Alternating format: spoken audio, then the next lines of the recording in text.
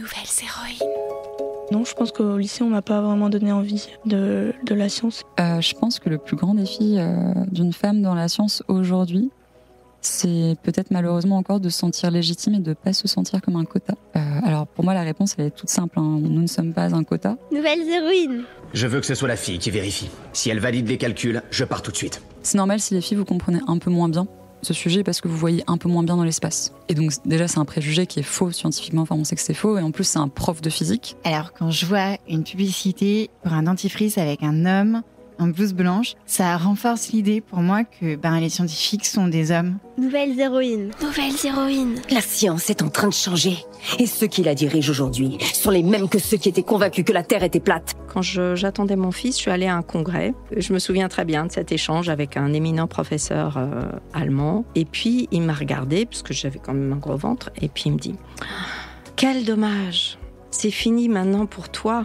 Je l'ai regardé, je dis je suis désolée, mais je crois que vous allez me revoir. Nouvelles héroïnes. Notre travail est en lice pour le Nobel. La nomination ne fait état que de mon nom. Tu as volé mon génie. J'ai vraiment découvert le féminisme et je me suis rendu compte de la non-égalité qui avait lieu notamment à mon encontre, vraiment quand je suis arrivée dans les études supérieures. Nouvelles héroïnes. Nouvelles héroïnes. Nouvelles héroïnes. Nouvelles héroïnes. Nouvelles héroïnes. Salut toi, nouvelle héroïne. Je suis Céline Steyer, celle qui murmure à tes oreilles des récits d'aventures insolites, d'estime de soi et de destin extraordinaire à travers des histoires vraies de femmes qui ont osé faire de leurs rêves une réalité. Et tu écoutes Nouvelles héroïnes, le podcast d'histoires vraies pour t'aider à grandir en confiance et trouver ton propre chemin. Les premières minutes que tu viens d'entendre n'ont pas été générées par l'intelligence artificielle. Ce sont des propos tenus par des jeunes filles entre 12 et 18 ans et plus. Un peu plus âgées que toi, peut-être. Des extraits de séries télévisées et encore le discours d'une grande dame dont tu as déjà entendu le nom, Marie Curie. Cet épisode n'est pas tout à fait comme les autres. C'est le premier et l'un des 4 épisodes exclusifs créés en collaboration avec la Fondation L'Oréal qui s'engage à encourager la prochaine génération de femmes comme toi à se tourner vers la science, accélérer les carrières des femmes scientifiques et transformer le monde scientifique de l'intérieur pour contribuer à une société plus inclusive. Parce que le monde a besoin de la science et la science a besoin des femmes. Ensemble, nous avons imaginé une série spéciale en te racontant 4 destins.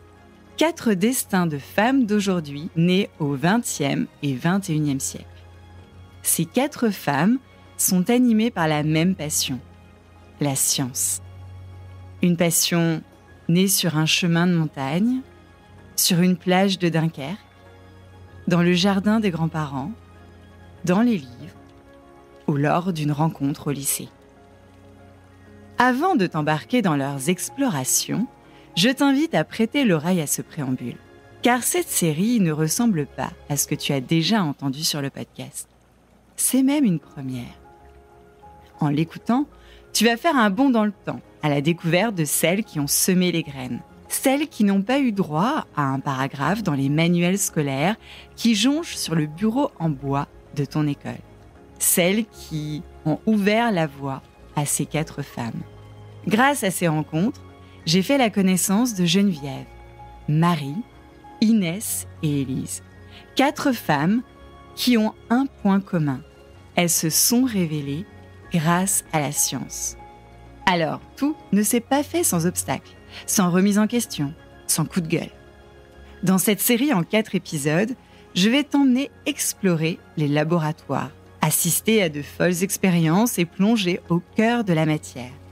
Alors, n'aie pas peur, il n'y aura pas d'étranges substances verdâtres, des cerveaux qui fument et des milliers de mots alambiqués, plus longs et compliqués qu'un Rubik's Cube, comme hyperpolarisabilité ou phospholipidylinostiol. Mets tes écouteurs, je t'embarque ici et maintenant pour une grande et merveilleuse aventure au cœur de la science, accompagnée de Geneviève, Marie, Inès et Élise, et portée par leurs modèles, Marie Curie, Sophie Hannot ou encore Rosalind Franklin. 3, 2, 1. Nouvelles héroïnes.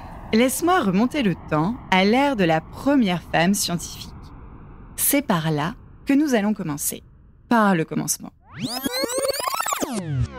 Si tu t'apprêtes à me dire que la première femme scientifique est Marie Curie, tu te trompes, ma chère Enola Holmes.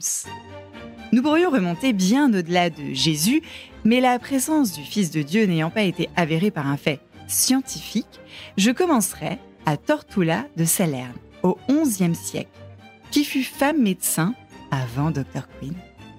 Tortula, c'est un peu comme la nouvelle héroïne de la science au Moyen Âge. Elle vivait en Italie, à une époque où peu de femmes pouvaient étudier. Et pourtant, elle a réussi à devenir une experte en médecine. Elle a écrit des livres pour expliquer comment soigner plein de maladies et a œuvré pour aider les femmes enceintes. Tortula, c'est un peu comme une Hermione Granger de la santé, qui mélangerait plantes et conseils pour que les femmes se sentent mieux. Elle a été une des premières à dire haut et très très très fort que la science, c'est pas juste pour les garçons. Au XVIIe siècle, naquit aussi la première femme à découvrir une comète, et elle se nommait Marie Margaret Kirch. Au XVIIIe siècle, Maria Gaetena Agenzi publia un plaidoyer pour l'éducation des femmes. Je la cite. « La nature a doté l'esprit féminin de la possibilité de comprendre toutes les connaissances, et en privant les femmes de la possibilité de s'instruire, les hommes travaillent contre le plus grand intérêt du bien public. » Waouh! Je la connaissais pas, cette grande dame. À ces époques, l'accès aux sciences n'était pas aisé, et ce n'est pas sans déplaire à ce cher Jean-Jacques Rousseau, qui pourtant brillait. Car cet homme des Lumières, que tu étudies au bac français, conseillait plutôt aux femmes l'étude de la botanique, seule discipline qu'il jugeait accessible à l'esprit féminin. 4 siècles plus tard, l'histoire n'en est pas moins différente. Rousseau a des héritiers, et force est de constater qu'ils ne sont pas tous des Lumières. Je pourrais encore te narrer les découvertes de la physicienne Lise Meitner, la biologiste et pionnière de l'ADN Rosalind Franklin, l'astronome Jocelyn Bell, ou encore Marthe Gauthier, la découvreuse de la trisomie 21. Et tiens, j'oubliais, la physicienne Mileva Einstein. Mileva Einstein? C'est la sœur d'Albert? Et non, c'est sa femme. Ce sont des lettres qui ont été échangées entre Albert Einstein et sa femme Mileva qui ont semé le doute dans l'esprit des scientifiques.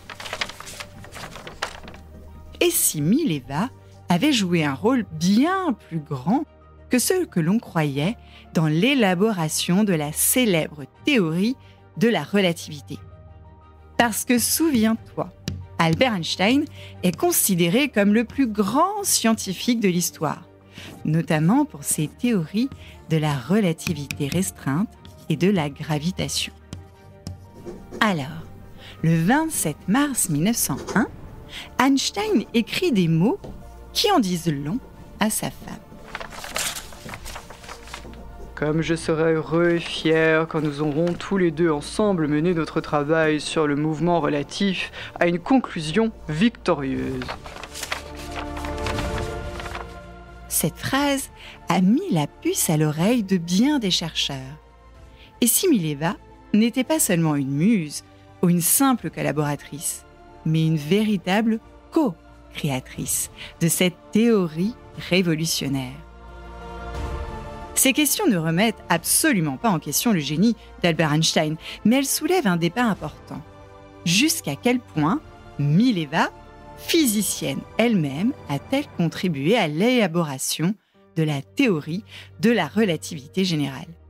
Car oui, Mileva, comme toutes ces femmes que je t'ai citées il y a quelques phrases, ont été victimes de l'effet Mathilda. Mathilda, qui n'a rien à voir avec l'héroïne née sous la plume de Roald Dahl. L'effet Mathilda est un phénomène bien connu, où les femmes scientifiques voient leurs découvertes minimisées ou attribuées à des hommes. À la bonne heure, monseigneur. Non, non, non, non. Comme tant d'autres femmes brillantes avant elle, que je viens de te citer, Mileva pourrait avoir joué un rôle clé, mais est restée dans l'ombre, alors que son prénom mérite une place plus grande dans l'histoire des sciences. Ce qui m'amène à te raconter quelques bribes de l'histoire d'une femme dont tu connais le prénom et le nom, et qui a son importance dans la série qui suivra. Marie Curie. J'ai lu l'article que vous avez publié. Il est d'une exceptionnelle valeur scientifique. J'ai passé ma vie entière à essayer de comprendre l'impossible. C'est mon combat. Et je le remporterai.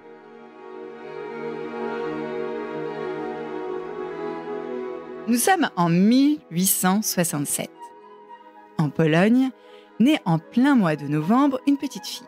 Elle s'appelle Maria. Elle a 3 sœurs, Zofia, Elena, Bronia et un frère, Joseph. Dans sa maison, il y a plein d'objets bizarres.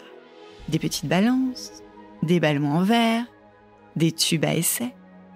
Mais voilà, la Pologne est à ce moment-là un pays sous domination russe, où l'accès à l'éducation pour les femmes est interdit. Petite, Marie développe une passion pour les sciences grâce à son papa, professeur de physique, qui réalise expériences à la maison.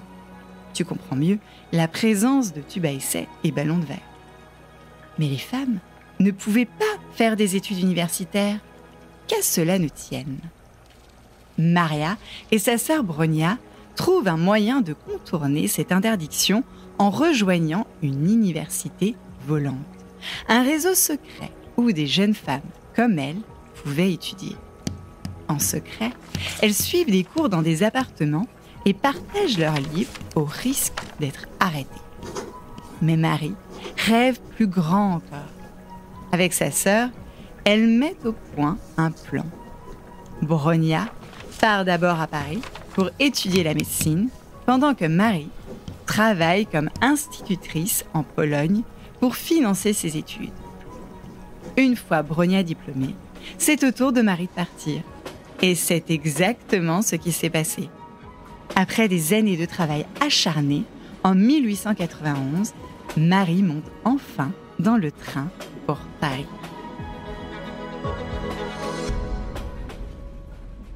À Paris, elle a pu se plonger dans ce qu'elle aimait le plus, la physique, les mathématiques et les sciences, et remporta 2 prix Nobel.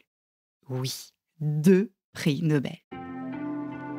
Si je te parle de l'effet Mathilda, et encore de Marie Curie, c'est parce que nos 4 nouvelles héroïnes, Geneviève, Marie, Inès et Élise, dont tu vas écouter l'histoire dans les prochains épisodes, sont bien décidées à montrer qu'elles ne comptent pas pour des prunes dans la science et qu'elles ne laisseront personne les effacer de l'histoire, de leur histoire, de l'histoire de la science. Parce que la science a besoin de femmes.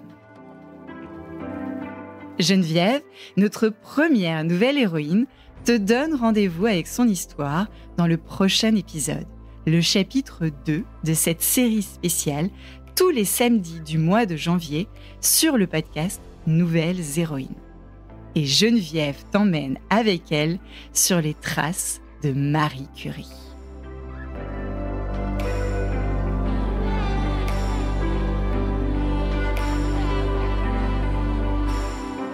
Nouvelles héroïnes. Nouvelles héroïnes. Nouvelles héroïnes. Nouvelles héroïnes. Nouvelles héroïnes.